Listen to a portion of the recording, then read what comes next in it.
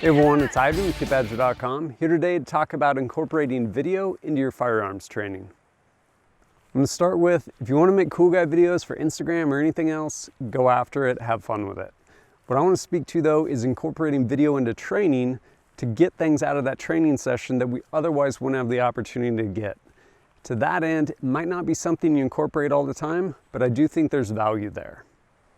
One great use for video is working on drawstroke, whether it's concealed, exposed, whatever you're working on. When you're out here by yourself, it's really easy to convince yourself you're doing a great job. And even if you have someone else out here helping critique you, stuff still gets lost in translation and video's still valid there. Because even though they're trying to explain something, maybe you don't quite get it, and by reviewing video, you can see where you can fine-tune things, clean stuff up. Really handy.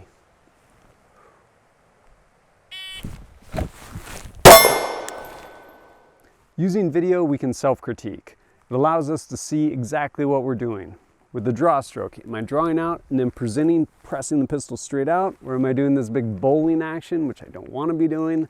It allows you to see exactly what you're doing, and then taking that, you can correct it if you need to, fine-tune it, whatever you need to be doing.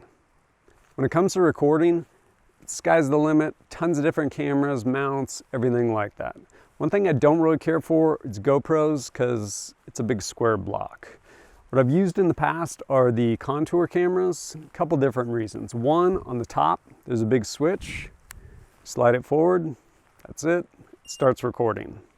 Slide it back, it stops recording. In addition to that, up front, you can actually adjust the lens. You can turn it, changes the angle 90 degrees, turn it again, changes it 180 degrees.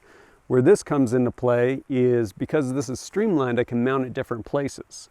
I can slide it into this mount right here, at which point I can throw it on top of my ear pro. So this thing is going to be set up for wherever I'm looking, or what I'll also do sometimes is I'll run this on the side of my helmet, especially going through kill house, something along those lines.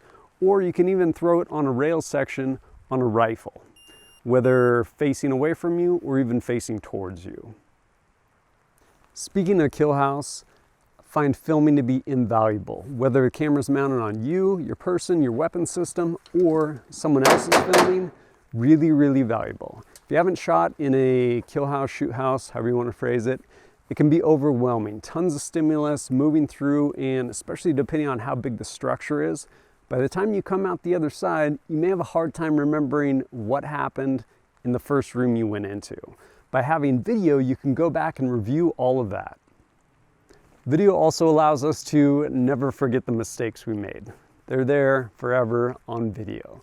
By way of example, moving through a kill house, cleared a couple rooms at night, and stopped the most inopportune place right in the middle of the hallway to conduct a tack reload. Why did I do this? Because I remembered that I didn't remember how many rounds I went through in the previous rooms. Last thing I want to do is breach that next room, end up going dry, have to transition. Consequently, moving forward from that, I always remember to find a much better place than a hallway to conduct my tack reloads.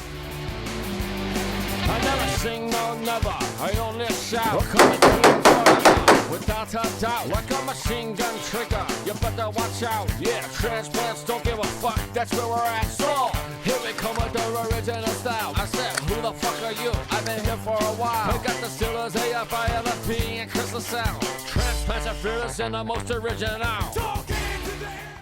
If you run a camera on a weapon system, I encourage you to turn it around sometime. Beyond just changing the perspective, might show you some stuff you otherwise wouldn't have seen.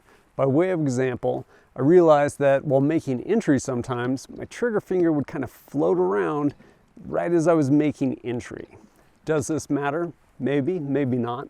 But by having that footage and reviewing that footage, I was able to become aware of it and consciously move forward, making a decision on what I wanted to be doing with that, rather than just having it kind of floating around out there. At any rate, hopefully this has been useful, and if you get the chance to go to the range, maybe try and do a little bit of recording. As always, thanks for joining us at kitbadger.com. Look forward to seeing you next time.